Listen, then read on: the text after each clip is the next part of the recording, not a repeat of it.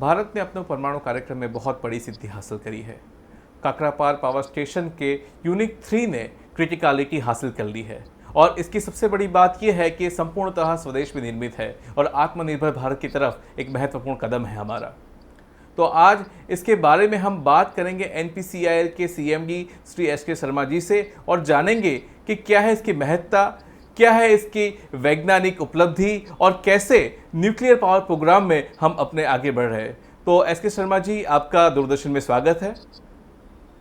धन्यवाद, नमस्कार। सर, सबसे पहले मैं आपसे पूछना चाहूँगा कि जो थर्ड यूनिट है, जो काकरापार एटॉमिक पावर स्टेशन है, जो कि गुजरात में स्थित है, उसने क्रिटिकलिटी अचीव कर ली है और बहुत सुर्खियों में भी रहा। कृपया हमारे दर्शकों को ये समझाएं कि इसका मतलब क्या होते हैं, इसके मायने क्या होते हैं और पूरे न्यूक्लियर प्रोग्राम में हम अपने आप को इस उपलब्धि के जरिए कहाँ पे रख रहे हैं। देखिए परमार साहब, ये उपलब्धि इसलिए महत्वपूर्ण है कि ये 700 मेगावाट की प्रेशराइज्ड हेवी वाटर रिएक्टर की पहली इकाई है जिसको क्रिटिकल किया गया है, जिसने क्रिटिकलिटी प्राप्त की है। और ये 700 मेगावाट के प्रेशराइज्ड हेवी वाटर रिएक्टर, जैसा आपने स्वयं कहा, पूर्णतः स्वदेशी है। इनकी डिजाइन हमारे इंजीनियर्स ने की है। इनके लिए जो उपकरण हैं वो भारतीय कारखानों में तैयार हुए हैं और भारतीय निर्माण कंपनियों ने इसका निर्माण किया है। तो इसलिए ये उपलब्धि थोड़ी सी अधिक हमें संतोष देती है और अपनी तरह का ये पहला रिएक्टर है और इसके बाद में इस तरह के 16 और रिएक्टर बनने वाले हैं। तो इसलिए ये, अगर ये कहा जाए कि इस तरह के रिएक्टरों की एक श्रृंखला का पुरोगामी है, यानी पथ प्रदर्शक है, तो इसलिए इसका महत्व और अधिक बढ़ जाता है। और जहाँ तक क्रिटिकलिटी का सवाल है कि क्रिटिकलिटी को क्यों महत्व दिया जाए, तो मैं इसको ये बताना चाहूँगा कि किसी भी बिजली घर में बिजली बनाने के लिए ऊर्जा उत्पन्न करने की आवश्यकता होती है और नाभिकीय विद्युत गृह में जो न्यूक्लियर पावर स्टेशन है उनमें ऊर्जा उत्पन्न करने के लिए परमाणु विखंडन किया जाता है। और ये परमाणु विखंडन की जो प्रक्रिया है ये रिएक्टर के अंदर होती है। तो जब फ्यूल लोड कर देने के बाद में परमाणु विखंडन की प्रक्रिया शुरू की जाती है, तो जैसा आप जानते हैं कि एक परमाणु का विखंडन होने पर 2 या उससे ज़्यादा छोटे कम भार वाले परमाणु पैदा होते हैं और साथ में कुछ और न्यूट्रॉन भी पैदा होते हैं। और इन न्यूट्रॉन्स में से अगर कम से कम एक न्यूट्रॉन अगला विखंडन कर सके तो एक श्रृंखला की शुरुआत होती है, जिसे हम चेन रिएक्शन बोलते हैं। और जब हर एक विखंडन में से एक न्यूट्रॉन अगला विखंडन करने लगता है तो हम बोलते हैं कि रिएक्टर क्रिटिकल हो गया है, क्योंकि अब श्रृंखला अनवरत जारी रहेगी जी। और नियंत्रण में रहेगी, क्योंकि जो विखंडन की गति है वो वही रहने वाली है, क्योंकि हर एक विखंडन से एक और विखंडन हो रहा है जी। तो इसलिए, और यही बिजली बनाने के लिए रिएक्टर का क्रिटिकल होना अनिवार्य होता है। सर, आपसे मैं ये जानना चाहूँगा कि आपने कहा कि ये स्वदेश में निर्मित एक रिएक्टर है, तो सबसे पहली बात कि इसको बनाने में या इस तरह की ऊर्जा उत्पन्न करने में कैसी चुनौतियाँ होती है। कोई भी परमाणु विद्युत केंद्र एक बहुत ही जटिल संयंत्र होता है। इससे पहले हम 220 मेगावाट क्षमता के न्यूक्लियर रिएक्टर्स, परमाणु विद्युत केंद्रों को बनाया करते थे। उसके बाद हमने इसको बढ़ा के 540 मेगावाट तक ले गए। 540 मेगावाट के 2 हमने परमाणु विद्युत केंद्र बनाए थे। लेकिन अब जो 700 मेगावाट पर इसको बढ़ाया गया है, ये इसका सही स्तर है और समुचित उपयोग है। तो जो स्केल का एक बेनिफिट होता है, एक फायदा होता है, बड़े काम करने से लागत कम होती है। तो ये 700 मेगावाट पे जब हम पहुंचे हैं तो हम सही जगह पहुंच गए हैं और अब हम इस तरह के रिएक्टरों की एक पूरी श्रृंखला तैयार करेंगे। इस तरह के रिएक्टर जो 700 मेगावाट के बड़े रिएक्टर हैं, इनका सिर्फ डिजाइन ही चुनौतीपूर्ण नहीं है, इनको बनाना भी चुनौतीपूर्ण है, क्योंकि भारतीय कारखानों में जो हमारी मैन्युफैक्चरिंग है, इनमें इस साइज के और न्यूक्लियर क्वालिटी के, यानी इस गुणवत्ता के उपकरणों का पहली बार निर्माण हो रहा था। तो वो भी सीख रहे थे, उन्होंने भी अपनी क्षमता वृद्धि की उन्होंने भी अपने अपने अपने यहाँ नए संसाधनों को उत्पन्न किया, और साथ ही जो हमारी निर्माण कंपनियां हैं उन्होंने भी इस तरह के इतने बड़े स्तर के इतने इतने इस गुणवत्ता के जो ढांचे हैं, या और जो दूसरे जो हम स्ट्रक्चर्स, कंपोनेंट्स और सिस्टम्स बोलते हैं, उनका निर्माण पहले कभी नहीं किया था। तो इस तरह से देखा जाए तो इस प्रयास में न सिर्फ एनपीसीआईएल सीख रहा था और एनपीसीआईएल आगे बढ़ रहा था, हमारे जो जो हमारे उपकरण निर्माता हैं जी और जो हमारी निर्माण कंपनियां हैं वो सब भी हमारे साथ थी, जी। और ये एक समेकित प्रयास था। सही मायनों में बहुत बड़ी उपलब्धि है। सर, मैं आपसे पूछना चाहूँगा कि जनरली जब हम एटॉमिक एनर्जी की बात करते हैं, न्यूक्लियर एनर्जी की बात करते हैं, लोगों के दिमाग में सिर्फ या नागासाकी या हिरोशिमा या अभी एक नया नाम फुकुशिमा भी जुड़ चुका है। तो ऐसे ही नाम आते हैं, एक डर का माहौल सबके दिमाग में रहता है। तो क्या फ़र्क है जब इस तरह से एक बम बनता है या या फिर हमारे में एनर्जी बनती है, तो लोगों में से ये डर कैसे दूर किया जाए? अगर इसकी आप स्पष्टता कर दे या उसका एक वैज्ञानिक अगर एक आधार दे, तो लोगों के दिमाग में भी इसका भय निकल सकता है।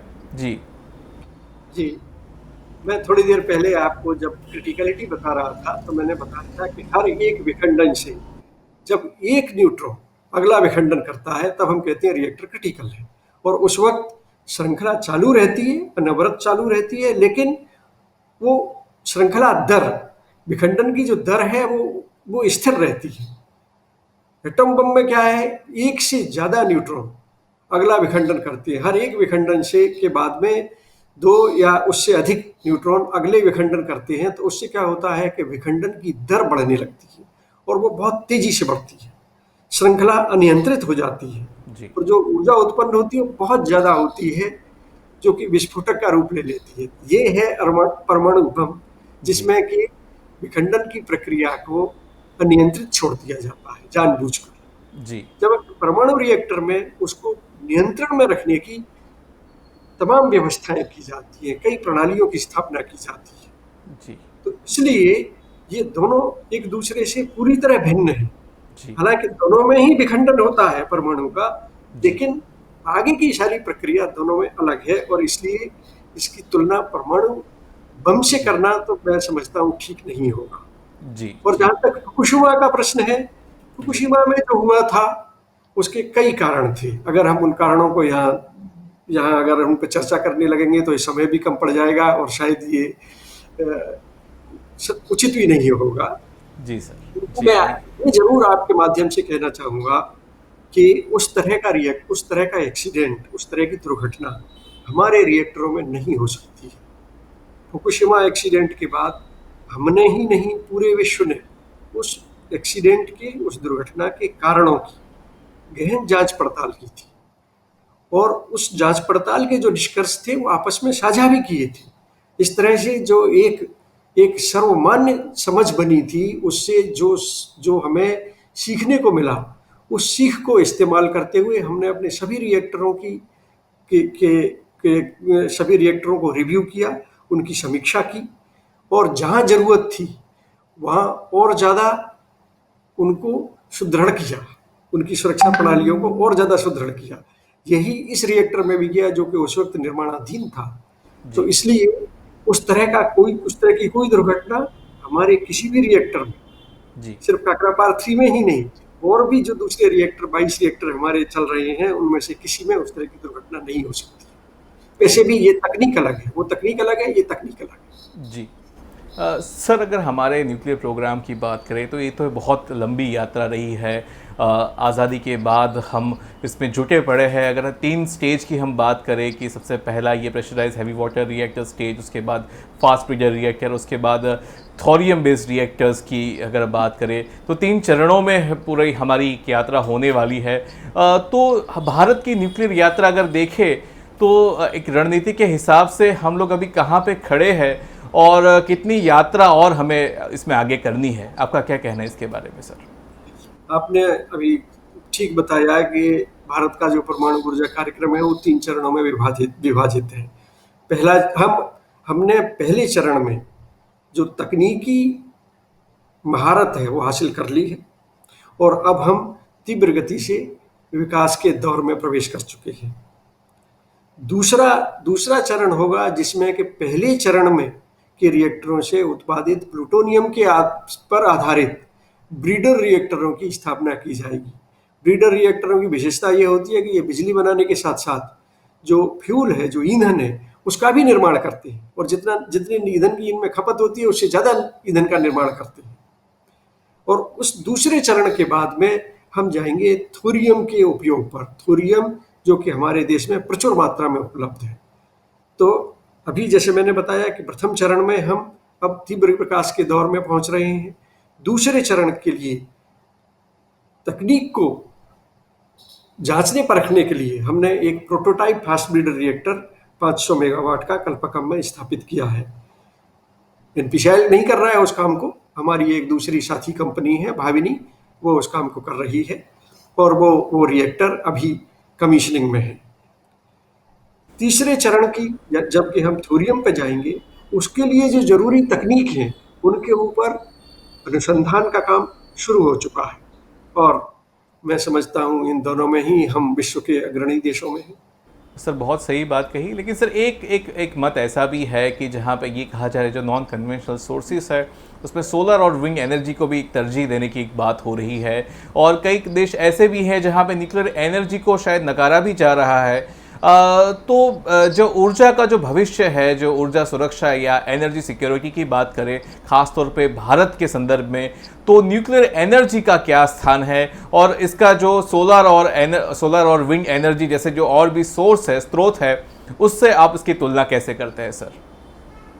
ये सच है कि कुछ देशों ने अपनी जरूरतों को देखते हुए, उनकी जो जरूरतें हैं उनके हिसाब से उन्होंने निर्णय लिया है कि उनको अब न्यूक्लियर एनर्जी की, नाभिकीय ऊर्जा की आवश्यकता नहीं है।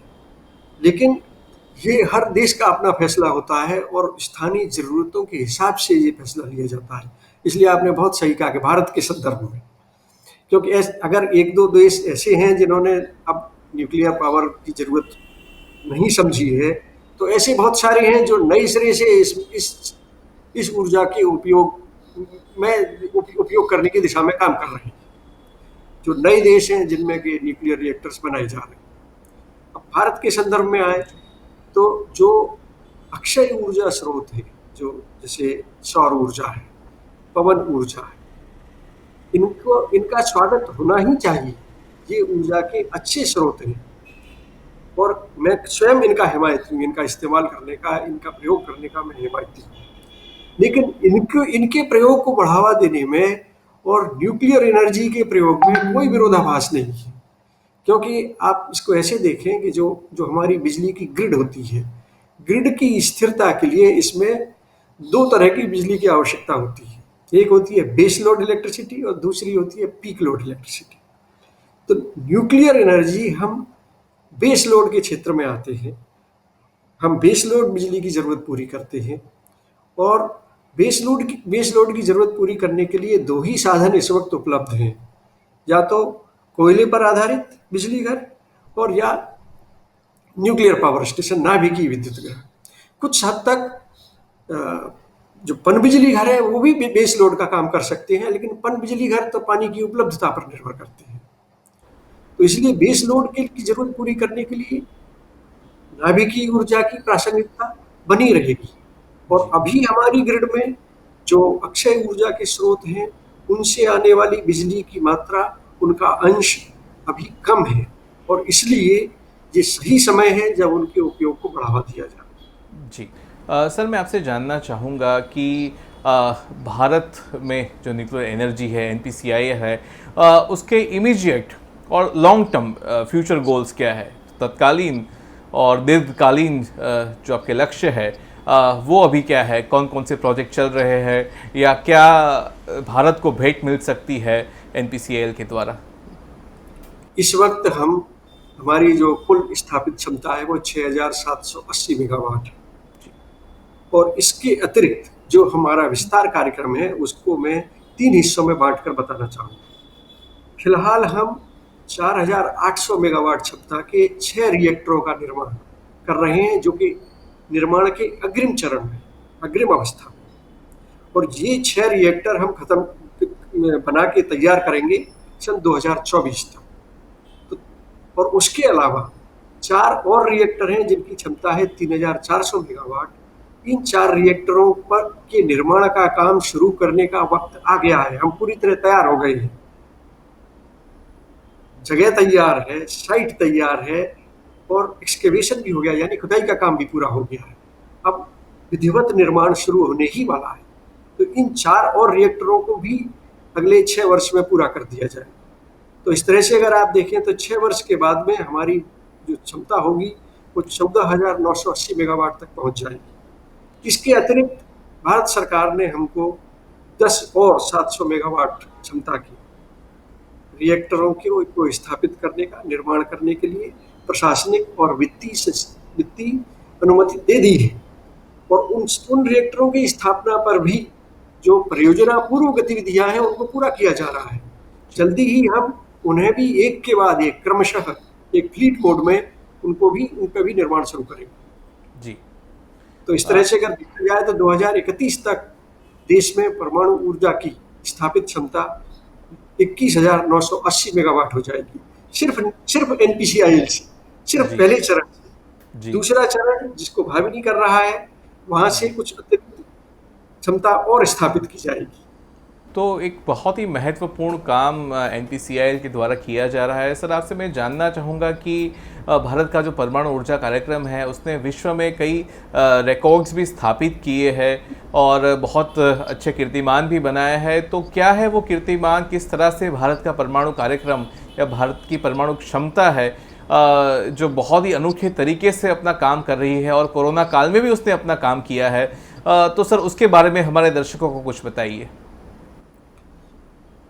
भारत का जो परमाणु ऊर्जा कार्यक्रम है, मैं समझता हूँ अब वो पूर्णतः स्वदेशी आधार पर विकसित हो चुका है। हम जो भी करते हैं अपनी खुद की स्वदेशी क्षमताओं के आधार पर करते हैं। और ये संतोष की बात है कि हमारे एक रिएक्टर ने, कर्नाटक में कायगा जनरेटिंग स्टेशन है, उसकी पहली इकाई ने 962 दिन तक सतत प्रचालन कर विश्व कीर्तिमान की स्थापना की। इतने समय तक लगातार कोई और रिएक्टर अभी तक कहीं भी नहीं चला है। इसके अतिरिक्त अगर आप देखें तो तारापुर में हमारी 2 इकाइयाँ हैं, तारापुर इकाई 1 और इकाई 2, जो 50 साल से अधिक समय से सुरक्षित प्रचालन कर रही हैं और सस्ती दर पर बिजली का उत्पादन कर रही हैं। ये एक दूसरी उपलब्धि है। मैं नहीं समझता हूँ कि कहीं और इतने समय से इकाइयाँ प्रचालनरत हैं। और इस तरह के और कई चीज़ें हैं, ऐसे कई काम हैं, कई ऐसी उपलब्धियां हैं जो हमें संतोष से भरती हैं, संतोष देती हैं, परंतु साथ ही हमें और अच्छा करने के लिए प्रेरित भी करते हैं। सर, आपसे इसी नोट पे आपसे एक आखिरी सवाल ये पूछना चाहता हूँ कि भारत का जो युवा है, भारत का युवा जो इस कार्यक्रम में, भारत के परमाणु कार्यक्रम में, परमाणु ऊर्जा कार्यक्रम में एक अपनी भागीदारी देना चाहता है, हिस्सेदारी लेना चाहता है या उस क्षेत्र में अपना करियर बनाना चाहता है, तो उसके लिए सर क्या क्या विकल्प है? कैसे भारत का युवा न्यूक्लियर साइंस के क्षेत्र में आगे बढ़ सकता है सर? जी। सबसे पहले तो मैं मेरे युवा साथियों से ये कहूँगा कि न्यूक्लियर पावर स्टेशन या उसमें मौजूद रेडियोधर्मिता से डरने की कोई आवश्यकता नहीं। ये पूरी तरह सुरक्षित संयंत्र है और ये अनायास नहीं है। इसके कारण है, किसी भी संयंत्र की सुरक्षा के लिए, संरक्षा के लिए 2 आधारभूत स्तंभ होते हैं। पहली है तकनीकी संरक्षा प्रणालियां और दूसरा है कार्य संस्कृति। तो हमारे इन रिएक्टरों में जो तकनीकी संरक्षा प्रणाली है वो बहुस्तरीय है। एक तरह से इसको ऐसे समझिए कि ये चक्रव्यूह की तरह है। जैसे चक्रव्यूह में किसी आक्रमणकारी सेना को राजा तक पहुंचने के लिए या सेनापति तक पहुंचने के लिए 7 चक्रों को तोड़ना पड़ता है, उसी तरह से हमारे यहाँ भी, हमारे रिएक्टर में भी जो फ्यूल में रेडियोधर्मिता मौजूद है उसको बाहर निकल के जनता तक पहुंचने के लिए 7 अवरोधों को पार करना होता है। और इन 7 अवरोधों को सुदृढ़ बनाने के लिए, इनकी सुरक्षा सुनिश्चित करने के लिए बृहद और विशद संरक्षा प्रणालियों की व्यवस्था की गई है। तो और जहाँ तक हमारी कार्य संस्कृति का सवाल है, हमारी कार्य संस्कृति छोटी-छोटी बातों पर ध्यान देने, छोटे-छोटे संकेतों को पहचानने और उनका समुचित निदान करने पर जोर देती है। हमारी ये जो कार्य संस्कृति है, गुणवत्ता को प्राथमिकता देती है और साथ ही संरक्षा से संबंधित विषयों को सर्वोपरि प्राथमिकता देती है। हम सब लोग ये मानते हैं कि संरक्षा और उत्पादन में कोई विरोधाभास नहीं है। जी जो संरक्षित रिएक्टर है, संरक्षित संयंत्र है, जी वही अच्छा उत्पादन भी देता है। जी तो इस कार्य संस्कृति के चलते और जो तकनीकी व्यवस्थाएं की हुई हैं उनके चलते इन संयंत्रों से डरने की या इनमें काम करने से डरने की कोई आवश्यकता नहीं है। ये पूरी तरह सुरक्षित है। और जो मित्र विज्ञान में या तकनीक में और उस तकनीकी में और उसमें भी नाभिकीय ऊर्जा के क्षेत्र में जो दिलचस्पी रखते हैं, उनसे मैं कहूँगा कि वो जरूर अपनी इस दिलचस्पी को आगे बढ़ाएं। ये क्षेत्र ऐसा है जिसमें जो न सिर्फ एक अच्छा आजीविका का साधन बन सकता है या बनता है, अपितु ये आपको जिस तरह का आप काम करेंगे उससे आपको व्यावसायिक आनंद भी देगा और साथ ही कुछ अच्छा, कुछ उपयोगी, ऐसा कुछ करने का संतोष भी देगा जो कि बेहतर भविष्य के लिए हमारा योगदान होता है। इस भावना से भी एक संतोष पैदा होता है, वो संतोष भी ये काम देगा। और इसलिए अगर जरा भी इस क्षेत्र में आने में दिलचस्पी है तो संकोच न करें, अपनी दिलचस्पी को आगे बढ़ाएं। ये एक अच्छा क्षेत्र है। जी, तो बहुत बहुत शुक्रिया एस.के. शर्मा सर आपका हमसे बात करने के लिए। तो दर्शक मित्रों, ये थे हमारे साथ NPCIL के CMD श्री एस.के. शर्मा जी, जिन्होंने बहुत ही महत्वपूर्ण बातें बताई। उन्होंने आत्मनिर्भरता से लेके भारत के ऊर्जा सभर भविष्य की जो कल्पनाएं हैं, जो आशाएं हैं, जो रास्ते हैं, उसके बारे में भी हमें बहुत बातें बताई। तो बहुत बहुत शुक्रिया सर। तो दूरदर्शन के तमाम दर्शकों को हमसे हमारे साथ जुड़ने के लिए बहुत धन्यवाद, शुक्रिया। बहुत बहुत धन्यवाद, नमस्कार, जय हिंद। जय हिंद सर।